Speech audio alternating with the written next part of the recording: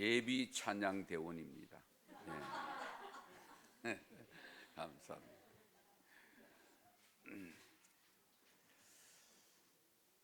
1517년 10월 31일에 독일 말튼 루터가 종교 개혁을 단행했습니다. 그 종교 개혁을 단행한 100년 전인 체코의 프라하에서 개혁 운동이 있었습니다. 그 개혁 운동을 일으킨 성각자가 누구냐면 얀 후스라고 하는 분입니다. 이 얀 후스가 1372년에 태어나서 가톨릭 교회에 의해서 1415년 7월 6일에 화형을 당합니다. 그가 주장했던 사상은 지금 읽어보면 별것 아닌데 그 당시의 상황으로서는 상당히 뭐라 그럴까 혁명적인 생각이었다 하는 것이죠. 그래서 체코 프라하에서 그의 순교 기념비가 세워져 있고 그 순교 기념비에 콘스탄츠 감옥에서 보낸 유언의 글들이 적혀 있는데요. 이런 내용이 있습니다. 진리를 말하고 진리를 사랑하고 진리를 지켜라. 그리고 나의 민족이여 부디 살아남으십시오. 서로 사랑하십시오. 또한 모든 이들에게 진리를 알게 하십시오. 이분이 대학교회에서 선포하는 개혁신앙의 원리가 당시 민중들, 그러니까 회중들의 호응을 받아서 널리 퍼져나가니까 당시의 가톨릭 교회에서는 이를 제거할 의도성을 가지고 흉계를 꾸몄다고 하는 사실입니다. 이 얀 후스는 복음을 사랑하고 체코 국민을 사랑하는 사람이었습니다. 체코 국민들에게 복음을 전가하는 것이 생명보다 귀하게 여겼다는 사실입니다. 이분이 영국의 개혁자 위클리프의 영향을 받아서 대학교 교수로 있으면서 말씀을 전했답니다. 그런데 이 콘스탄츠에서 열리는 종교회의에 죽음을 각오하고 참석을 하게 했는데요. 그 당시에 신변의 안전을 보장하겠다고 황제의 승인까지 받아갔는데 도착하자마자 투옥을 당합니다. 1년 동안 투옥살이, 옥살이를 하다가 결국 1415년 7월 6일에 화형을 당할 때에 그 불길이 타오르는 그 속에서 신음소리로 외친 마지막 말이 이런 말입니다. 당신들은 지금 거위 한 마리를 불사르고 있지만 100년 후에는 불태울 수 없는 백조가 태어날 것이다. 자기를 거위로 표현했습니다. 지금은 거위 한 마리를 당신들이 불사르지만 100년 후에는 불태울 수 없는 백조가 태어날 것이다. 그로부터 102년 후인 1517년에 후스가 예언한 대로 말틴 루터가 등장한 겁니다. 말틴 루터는 1483년 11월에 태어납니다. 그런데 1517년 말틴 루터가 이 로마 가톨릭 교회의 부패와 타락을 비판하는 내용, 여러분 잘 아시는 대로 95개 조항을 써서 비텐베르크 성전 문 앞에다가 붙인 것이 시발점입니다. 당시 부패한 로마 교회를 끊고 나온 사람들이 만든 것이 개신교, 우리 교회가 소속되어 있는 개혁교회 또는 개신교라고 부릅니다.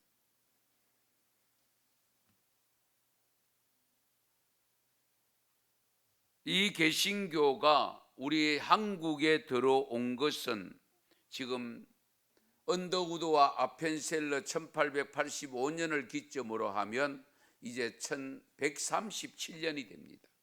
137년. 이 137년밖에 되지 않은 한국 기독교는 지금 제2의 혁명의 개혁이 필요하다고 아우성치고 있습니다. 개혁이라는 한문 단어를 보면요, 그 혁자가 가중혁입니다. 그러니까 살 가죽을 벗겨낸다는 뜻입니다. 그런데 아무도 그런 혁명적 고통은 감당하지 않으려고 하고 입으로만 개혁을 하고 있는 겁니다. 입만 살아가지고 말로는 뼈도 발라낼 것 같은데 그야말로 말뿐이죠. 이렇게 말씀을 대언하는 여러분의 담임 목사도 입술에 근육은 없고요, 개신교에 속한 대한예수교 장로의 통합청 목사임에 불과합니다. 종교개혁의 선구자들이 목숨을 걸고 주장한 내용이 크게 5가지, 여러분 잘 아시지만 다시 한번 반복해 봅니다. 그런데 이 5가지를 주장했던 근본적인 배경, 루터가 95개 조항을 고쳐야 될 것을 내걸었던 근본적인 발단이 된 원인이 하나 있습니다. 이게 뭐냐면 로마에 가면 성계단교회라는 것이 있습니다. 콘스탄티누스 황제의 어머니였던 헬레나 여사가 4세기경에 예수께서 재판을 받았던 그 예루살렘 빌라도 재판정 계단 대리석을 로마로 갖고 와서 그 성전 건축하는 데 사용했다는 겁니다. 그 교회 안에 28개 계단을 만들어 놓고 있는데 이 수도사들, 사제들이 그 훈련장, 영성훈련장으로 사용을 합니다. 그런데 이 빌라도가 28계단 그 무릎으로 오르면 어떤 죄라도 용서받는다고 하는 전설을 가지고 있는 것이 천주교의 전설입니다. 그래서 루터도 사제가 되어져서 그 계단에 오르락 내리락 하면서 그 계단에 오르락 내리락 하면 자기가 지은 죄가 사함받고 용서받는다는 생각을 하는 순간에 말씀이 들어옵니다. 오직 의인은 믿음으로 말미암아 살리라 하는 로마서 1장 17절의 말씀이 강하게 부딪힙니다. 믿음으로 살리라 했는데 이 계단 오른다고 해서 용서받는다? 이거는 아니다 하는 생각을 가지고 루터가 툴툴 털고 그 계단에서 나옵니다. 그로부터 지금까지 가톨릭 교회가 잘못하고 있는 내용들을 조목조목해서 95개 조항을 내걸었던 겁니다. 그러면서 5대 정신이 있는데요, 오직 성경, 디모데후서 3장 16절 말씀, 모든 성경은 하나님의 감동으로 된 것으로 교훈과 책망과 바르게 함과 의로 교육하기에 유익하니, 오직 성경, 오직 그리스도다. 다른 이로서는 구원을 얻을 수 없나니 천하 사람들 중에 구원을 받을 만한 다른 이름을 우리에게 주신 일이 없다고 하는 사도행전 4장 12절 말씀, 오직 그리스도다. 오직 믿음이다. 오직 의인은 믿음으로 말미암아 살리라. 오직 은혜다. 에베소 2장 8절에서 9절 말씀, 너희는 그 은혜에 의하여 믿음으로 말미암아 구원을 받았으니 이것은 너희에게서 난 것이 아니요 하나님의 선물이라 행위에서 난 것이 아니니 이는 누구든지 자랑하지 못하게 함이니라 하는 말씀. 마지막으로 오직은 오직 하나님께 영광입니다. 이는 만물이 주에게서 나오고 주로 말미암고 주에게로 돌아감이라 그에게 영광이 세세에 있을지어다 아멘 하는 로마서 11장 36절 말씀과 우리 교회가 표정하고 있는 고린도전서 10장 31절, 그런즉 너희가 먹든지 마시든지 무엇을 하든지 다 하나님의 영광을 위하여 하라. 할렐루야.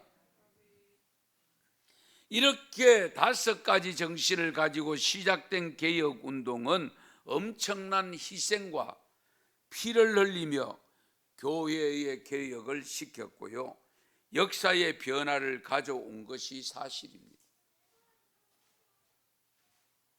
오늘의 개혁교회 개신교, 일종 우리 영어로 프로테스탄트라고 표현합니다.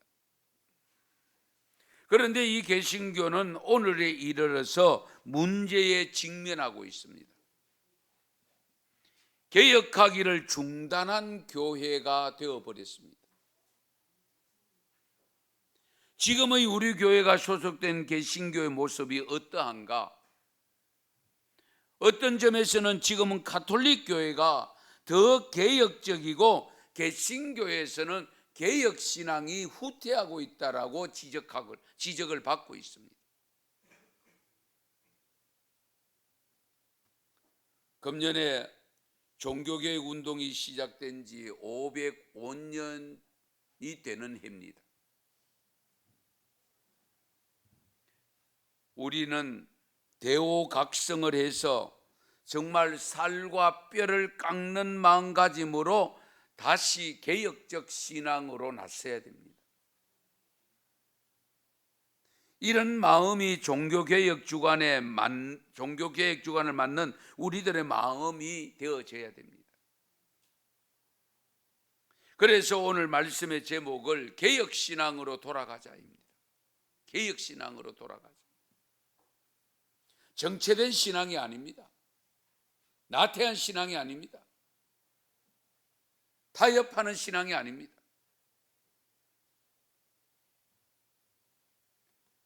종교개혁 사건은 역사적 유물로 박물관의 전시물로 남아있는 것이 아닙니다. 여러분. 종교개혁은 이어져 왔고 지금도 진행 중이고 앞으로도 지속되어져야 되는데 문제는 중단된 듯한 느낌을 받고 오히려 후퇴하고 있는 듯한 느낌을 받고 있는 것이 현실입니다.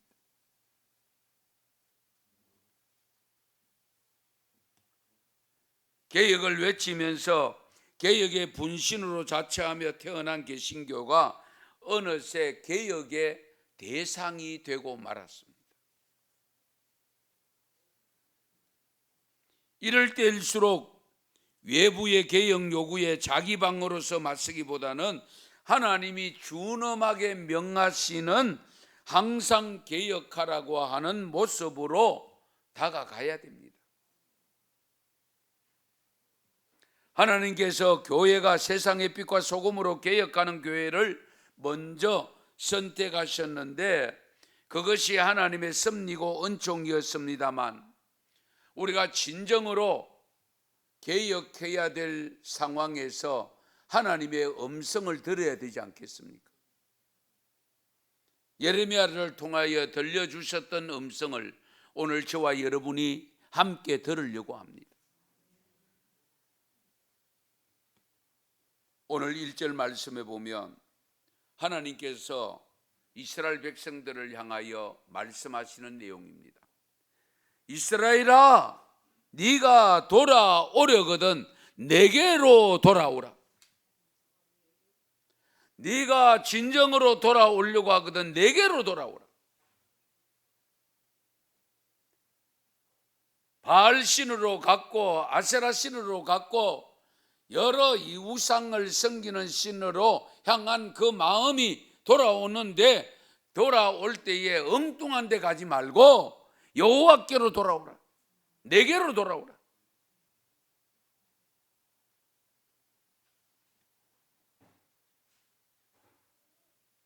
이 말씀 우리가 깊이 헤아려야 됩니다. 우리는 신앙생활을 하면서 항상 자신을 돌아봐야 됩니다. 자신이 지금 어디로 가고 있는지, 가고 있는 길이 바른 길인지, 자기가 위치하고 있는 곳이 어느 곳인지, 과연 내가 설 자리에 서서 살고 있는지, 있을 곳에 있는지, 잊지 말아야 될 곳이 있는지 늘 확인하셔야 됩니다.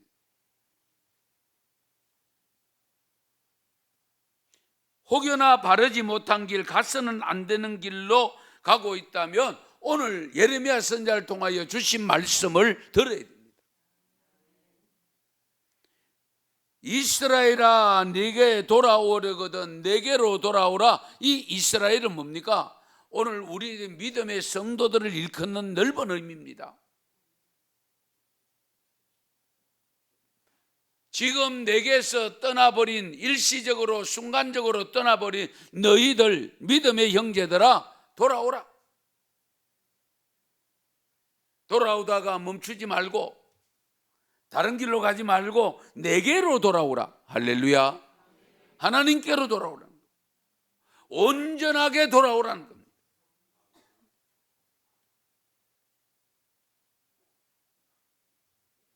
형식적인 회개로 끝나면 안 됩니다. 여러분 가던 길 잘못되어서 돌아서는 것을 뭐라고 표현합니까? 회개라고 표현하잖아요. 그게 회개입니다. 그러니까 돌아오려거든 내게로 돌아오라는 이 말씀은 결국은 회개하라는 겁니다. 입술은 닮은 듯하지만 마음은 하나님께로부터 멀리 떠나 있는 그런 모습에서 돌아와야 되죠. 그러므로 개혁은요 확실한 회개로부터 시작됩니다. 단순한 깨우침이 아닙니다. 단순한 마음의 양심의 가책을 느끼는 정도에 머물러 있으면 안 됩니다. 완전한 회개로부터 돌아와야 돼요. 회개 없는 개혁은 마치 진흙탕에서 흰 세마포 옷을 구하는 것과 마찬가지입니다. 회개 없는 개혁은 모래 위에 집을 짓는 것과 마찬가지입니다. 개인적으로 죄의 고백이 분명히 있어야 됩니다. 공동체적인 회개 운동이 일어나야 되죠. 제가 누누이 말씀드리지만 지금 전 세계인이 겪고 있는 이 코로나 바이러스 19의 공격은 우리의 신앙이 잘못되었기 때문에 회개하도록 하고 있는데 우리가 진정한 회개가 제대로 되지 않으니까 3년이나 끌고 있는 거예요. 안타까운 거죠.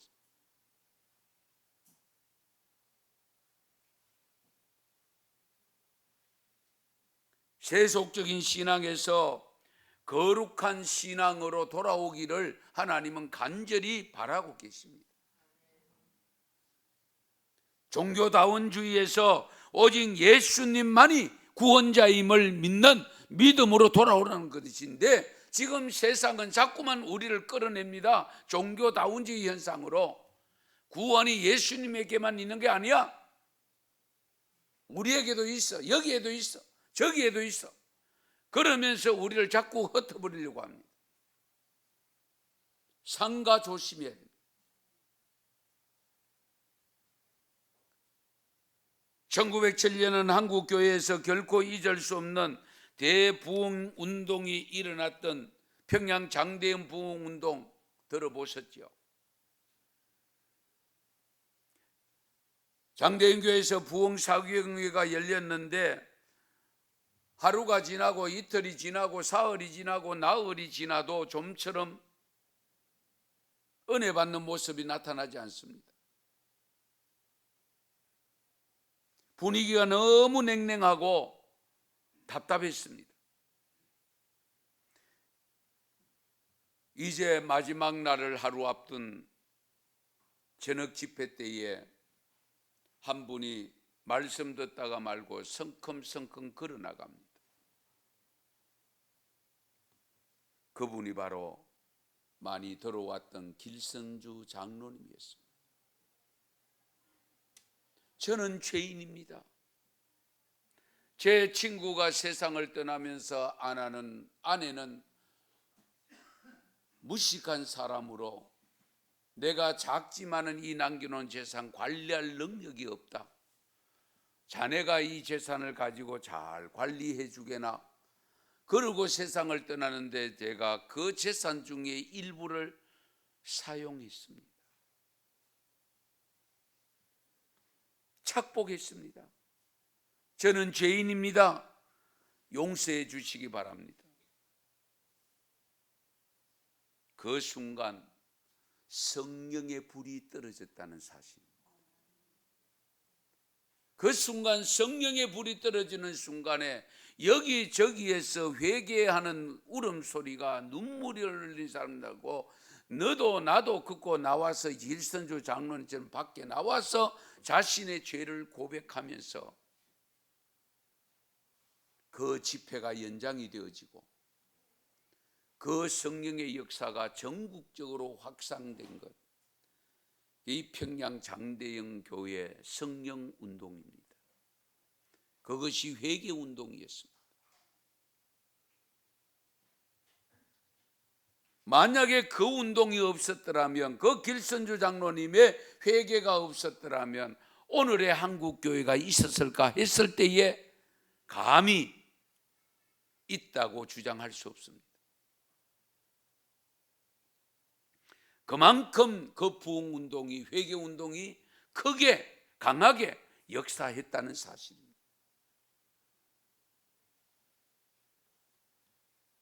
개인적인 회개도 중요합니다. 공동체 회개도 중요합니다.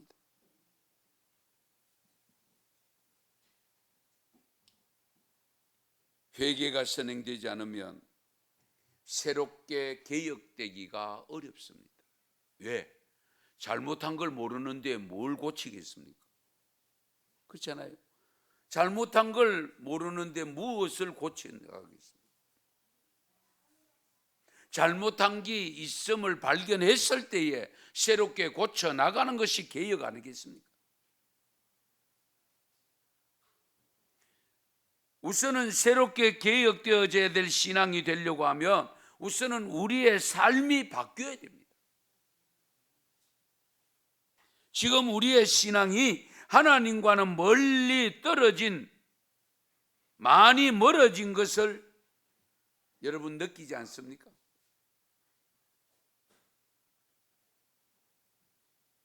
왠지 세속화된 신앙의 모습으로 변질되어져 가고 있다 하는 것을 느끼지 않습니까?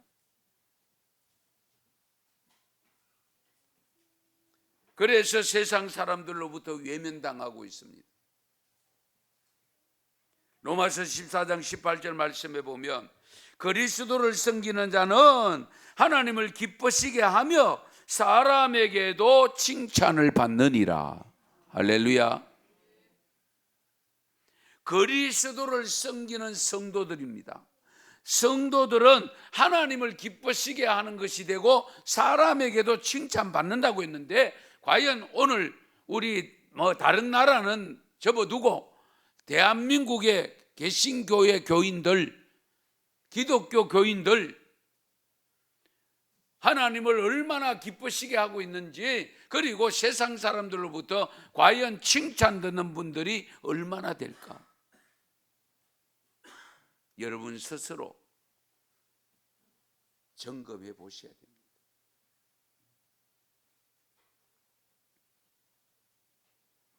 개인적으로 우선은 나는 과연 나를 아는 많은 사람들에게 칭찬의 대상이 되고 있는가? 내가 하고 있는 일들을 통해서 하나님이 기뻐하고 계시는가? 늘 점검하셔야 됩니다. 머리로만 믿는 신앙에서 벗어나야 됩니다.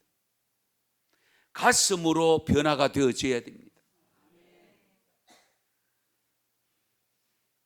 여호와께로 돌아와야 할 믿음의 모습이라면 보다 구체적으로 우리가 어떻게 행동을 취해야 될 것인가 오늘 본문 말씀에서 가르쳐 줍니다. 첫 번째는요, 하나님이 가증스럽게 여기는 것을 과감하게 버려야 됩니다. 오늘 본문 1절 보세요. 여호와께서 이르시되 이스라엘아 네가 돌아오려거든 내게로 돌아오라. 네가 만일 나의 목전에서 가증한 것을 버리고 네가 흔들리지 아니하며, 가증한 것을 버리며, 여기 가증스러운 것이 무엇일까? 원어적으로 가증한 것에 해당되는 것은 시쿠처라고 하는 단어입니다. 이 시쿠처라고 하는 단어가 구약 성경에 특히 많이 활용되는데요, 의미가 뭐냐면 불결의 의복, 우상에게 바친 음식, 이교도의 신들, 그러니까 우상들이죠. 이런 것을 지칭할 때 사용한 단어가 시쿠처라는 단어입니다. 그러니까 거짓 신들을 섬기는 사람을 가리킵니다. 오늘 본문에서 가나안의 거짓 신들, 이걸 가증하다고 표현했습니다. 그래서 그 너희들이 지금 가나안 땅에 들어와서 섬기는 바알 신들, 아세라 신들, 이런 거짓 신들을 버리고 네가 흔들리지 아니하며, 버린 후에 다시 찾거나 다른 것을 찾거나 그러면 안 되잖아요. 흔들리지 마라. 이런 가증한 것을 온전히 버린 것이 곧 하나님께로 돌아온 것이 됩니다.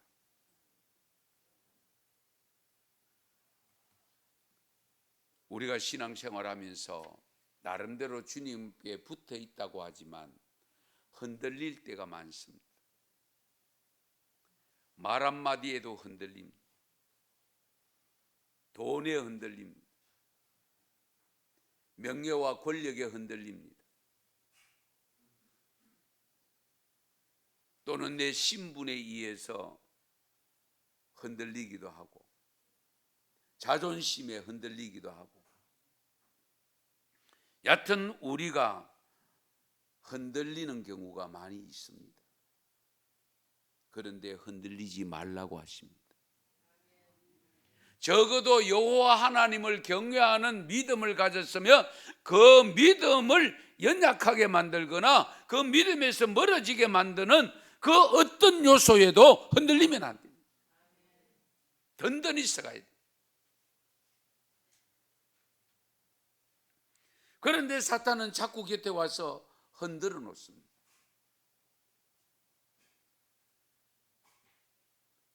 그렇게 살짝 와서 나의 마음을 흔들어 놓는 것이 미혹되거나 넘어지면 안 됩니다.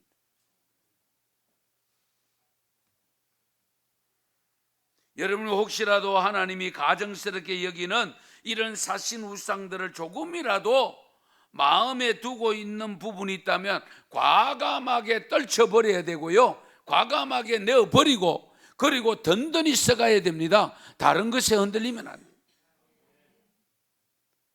오늘도 주일인데 흔드는 분들이 있을 수 있습니다. 야, 하루 빠지면 안 되나? 뭐 매일 가야 되나?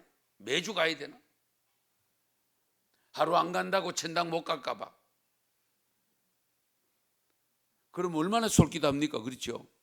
그렇지. 하루 뭐 빠졌다고 해서 하나님이 천당 안 가면 그거 하나님도 아니지.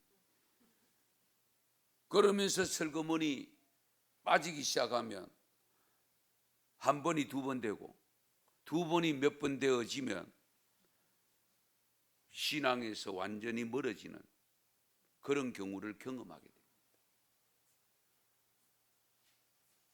아무쪼록 가증한 것을 버리실 수 있기를 바랍니다. 그 다음에 두 번째 하신 말씀 뭐냐면 2절 말씀에서 진실과 정의와 공의로운 삶을 살라고 말씀합니다. 진실과 정의와 공의로 여호와의 삶을 두고 맹세하면, 이 부분에 대해서 길게 말씀드리진 않겠습니다. 어쨌든 예수를 믿고 하나님을 섬기는 분들은 진실해야 됩니다. 불의하면 안 됩니다. 공의로워야 됩니다. 의롭게 살아야 됩니다.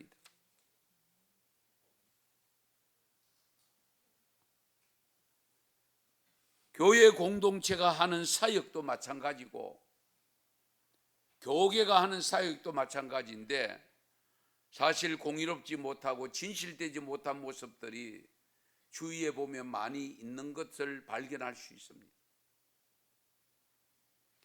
정말 우리가 정신 차리지 않으면요, 언제 넘어질지 모릅니다.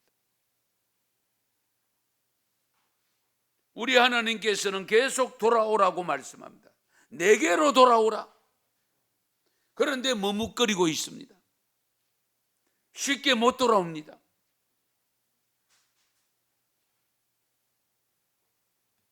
여러분, 말씀을 소홀히 여기면 안 됩니다.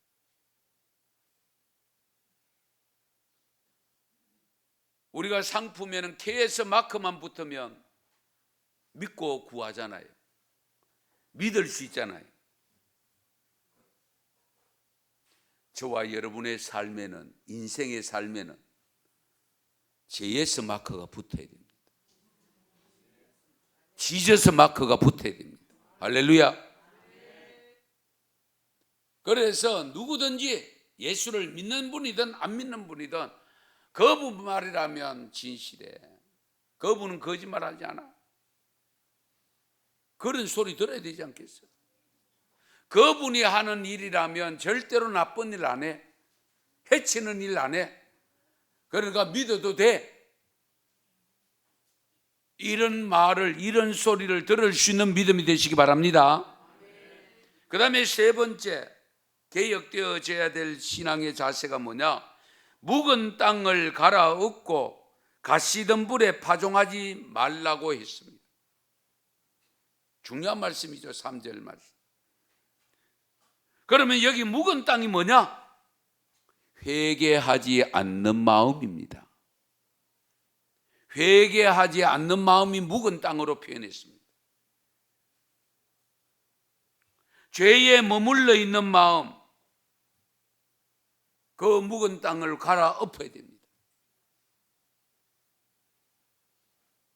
묵은 땅에는 잡초가 많습니다. 그래서 오늘 3절 말씀에 뭐라고 합니까? 가시던 불에 파종하지 말라. 이 말씀은 마태복음 13장에 보면 씨 뿌린 비유에서 이미 언급되어 있습니다.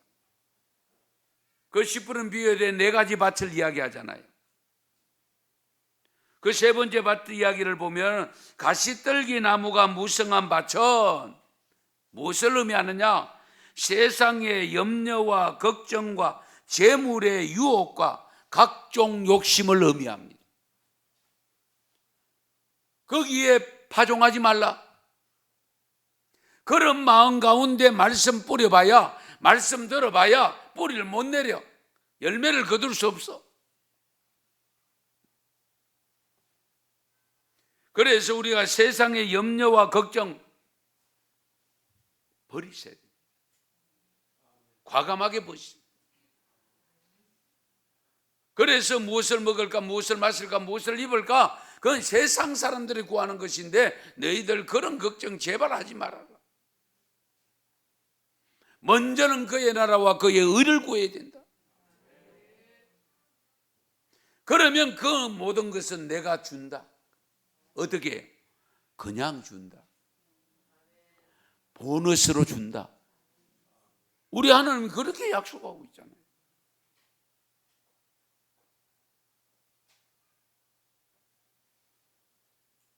온전한 마음밭이 되어져서, 회개하는 마음이 되어져서, 정말로 옥토가 되어져서 가시는 꿀이 없는 그 옥토의 말씀을 뿌릴 때에 30배, 60배, 100배의 열매를 맺잖아요. 묵은 땅 갈아엎어야 됩니다. 가시덤불 같은 마음, 가시는 꿀을 다 빼버려야 됩니다. 거기에 씨앗을, 말씀의 씨앗을 뿌려야 됩니다. 그럴 때에 거기에서 생명이 돋아나서 큰 열매 맺는 삶이 됩니다. 그런 놀라운 역사가 있기 바랍니다. 그 다음에 네 번째 마음은요, 마음의 할례를 받아 오직 여호와께 속해야 됩니다. 유대인들의 할례의식 잘 아시죠? 할례를 받아야 하나님의 선택된 백성으로 생각을 하는 그들에게 육신의 할례는 받았는데 마음의 할례를 받지 못한 것을 지적합니다. 오늘 본문 4절에 보면 유다인과 예루살렘 주민들아 너희는 스스로 할례를 행하여 너희 마음 가죽을 베고 나 여호와께 속하라. 마음 가죽을 베어라.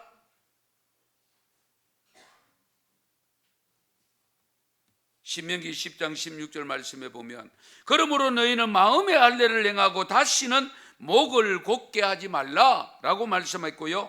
30장 6절에 보면 내 하나님 여호와께서 네 마음과 내 자손의 마음에 할례를 베푸사 너로 마음을 다하며 뜻을 다하여 내 하나님 여호와를 사랑하게 하사 너로 생명을 얻게 하실 것이며 할렐루야. 마음의 할례를 받아야 생명을 얻는다고 했습니다. 여러분 말씀 대충 소홀히 하면 안 됩니다. 그래서 사도 바울을 통해서 주신 말씀 로마서 2장 28절 29절 같이 읽겠습니다. 무릇 표면적 유대인이 유대인이 아니요 표면적 육신의 할례가 아니니라. 오직 이면적 유대인이 유대인이며 할례는 마음에 할지니 영예에 있고 율법 조문에 있지 아니한 것이라. 그 칭찬이 사람에게서가 아니요 다만 하나님에게서니라. 아멘. 결국 겉으로 드러난 변화가 아닌 마음의 변화가 우선되어져야 됩니다. 마음의 변화. 마음이 새 사람 되어야 됩니다. 새롭게 되어야 됩니다. 겉으로 교회 다니는 것만으로 만족하면 안 됩니다. 직분 받은 것으로만 만족하면 안 됩니다. 속 사람이 변화된 마음의 할례를 받아야 됩니다. 겉만 바뀌고 속이 안 변할 때에 예수님은 회칠한 무덤이라고 표현했고 그것이 곧 바리새주의적인 신앙이라고 이야기하고 있습니다.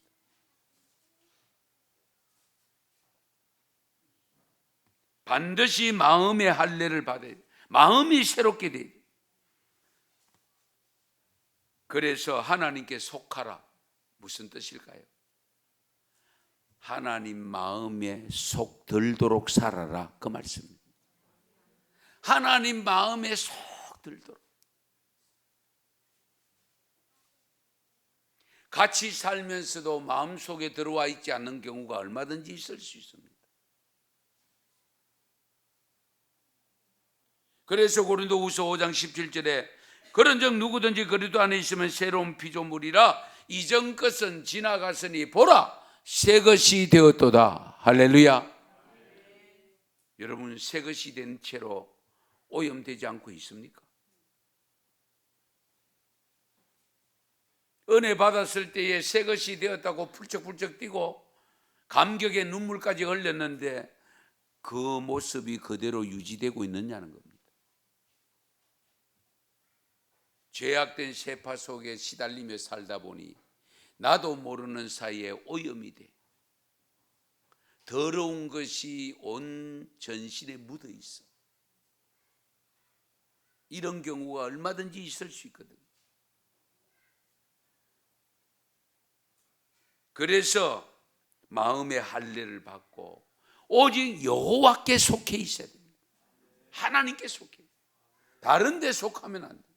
예.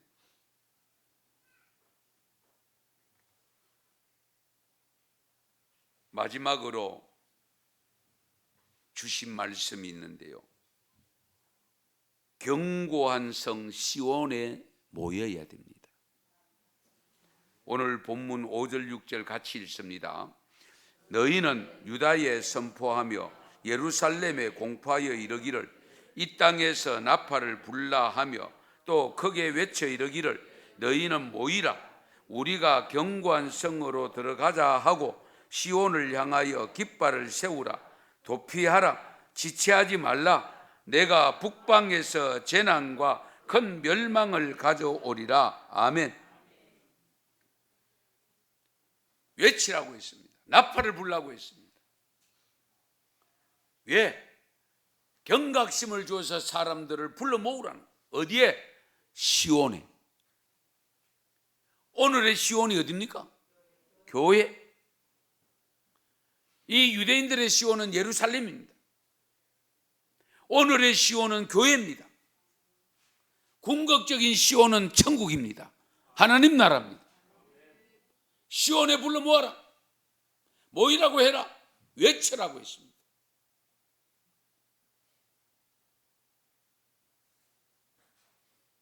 왜 그렇게 해야 되느냐? 이유는 곧 재난과 멸망을 가져오기 때문입니다. 분명히 말씀합니다. 내가 북방에서 재난과 큰 멸망을 가져오리라. 시온에 들어오면 안전하다 그 말씀이잖아요. 우리 주님이 피난처가 되신다 그 말씀이잖아요. 시온에 불러 모아. 그래서 우리 성도들은요 항상 시온이즘, 시온 중심으로 살아야 됩니다. 말씀 중심으로 사시고 교회 중심으로 사시고 천국 중심으로 사시기 바랍니다. 우리가 그 믿음 가진 것이 기독교 신앙입니다.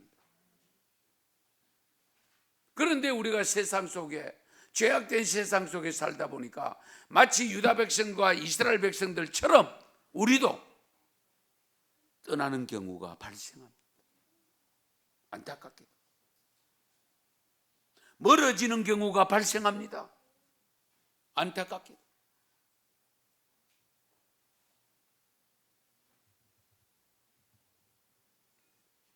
우리가 온전한 마음으로 변화되지 아니하고 온전하게 여호와께 속하지 아니하면 개혁된 신앙으로 온전해지지 아니하면 어떻게 되느냐? 오늘 4절 말씀 하반절에 보면요 그리하지 아니하면 너희 악행으로 말미암아 나의 분노가 불같이 일어나 사르리니 그것을 끌 자가 없으리라.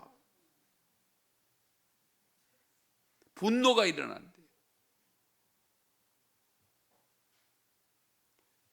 아빠 엄마가 분노가 나면 집안이 사늘해지죠. 매가 날라올지 몽둥이가 날라올지 그릇이 날라올지 아무도 모릅니다. 여호와 하나님께서 분명히 분노가 불같이 일어나. 우리 하나님도 분노하신대. 우리 믿음의 성도들이 성도답게 살지 아니하고 주께로 돌아오지 않고 머뭇거리고 있을 때에 분노가 일어나면 어떻게 됐냐? 그것 너희들을 사른다고 소멸된다고 했습니다. 그런데 그 불을 끌 자가 없다. 누가 꺼야 되느냐? 불을 낸 하나님이 꺼야 된다. 오늘 예배드리는 우리는 이미 이 시온성으로 이민 온 자들입니다. 저는 이민이라고 표현합니다. 이민 온 자들.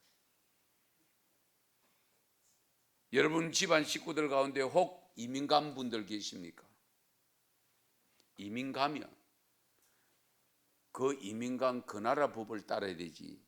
옛날에 살던 이민 떠난 그 나라 생각하고 그 나라 법 지켜봐야 소용없습니다.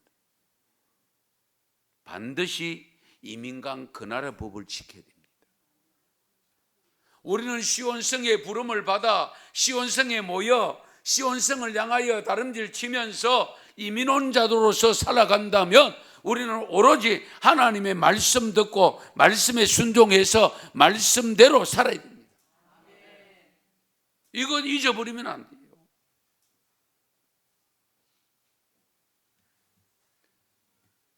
시온성에 소속된 자라는 우리가 확인이 필요한데 그 확인을 위해서 우리가 갖춰야 될 요소가 오늘 우리에게 주신 말씀인데요. 어쨌든 하나님이 가증스럽게 여기는 거 과감하게 버리시고 오직 진실과 정의와 공의로운 삶을 사시고 묵은 땅을 갈아 뒤엎어버리고 가시는 굴에 파종하는 일 없기 바랍니다. 마음의 할례를 받으시기 바랍니다. 그래서 오로지 여호와께 소속되어져야 돼요. 언성교회 여기에 불러 모험을 당하고 여기에 모여서 있으면 어떤 일이 닥치더라도 하나님이 보호해 주실 줄 믿으시기 바랍니다.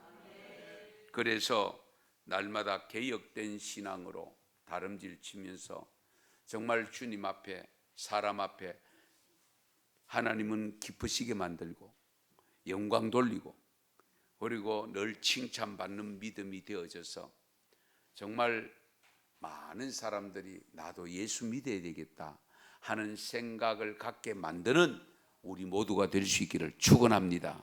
축복합니다. 기도드리겠습니다.